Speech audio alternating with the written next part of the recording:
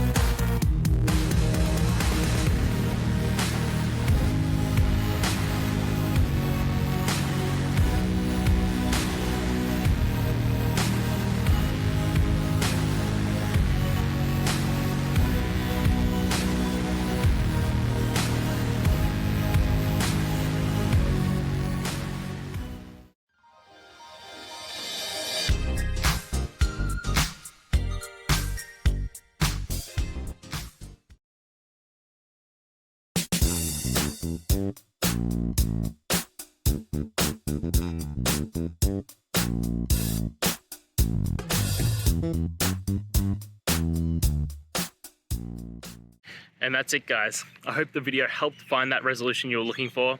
And, if it did, please, I'd appreciate it if you could hit subscribe. Until next time, guys, that you need more technical help, I hope you have a good one. Cheers.